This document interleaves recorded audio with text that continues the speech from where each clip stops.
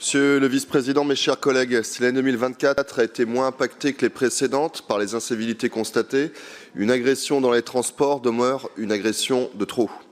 Aussi, ce rapport qui propose de renforcer les moyens humains, et j'insiste sur l'humain, dans la protection des usagers de nos transports régionaux va dans le bon sens.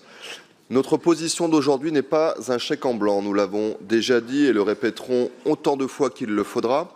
La sécurité n'est pas un simple exercice de démonstration de force. Le rôle premier des forces de l'ordre doit rester la médiation, la connaissance du terrain et surtout la capacité à désamorcer avant de sanctionner. C'est en ce sens qu'un dispositif similaire a vu le jour à Montpellier en 2023, basé sur la mutualisation des forces des différentes polices municipales de la métropole. Depuis 2 ans, cette expérimentation a permis de prouver les bienfaits de l'instauration d'un climat de confiance plutôt que d'une mise sous tension permanente. Alors, si le dispositif que nous étudions aujourd'hui veut être crédible, il faut impérativement qu'il se rapporte à la doctrine mise en place par la police de proximité qui a prouvé entre 1998 et 2003 l'utilité d'une présence régulière, d'interaction directe et de continuité dans le contact avec les usagers et les personnels.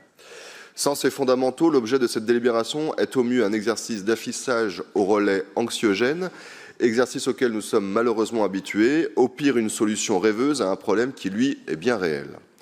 Nous voterons donc pour cette délibération, car nous partageons l'objectif de renfort de la présence humaine, mais notre vigilance sera totale sur sa déclinaison concrète. Je vous remercie.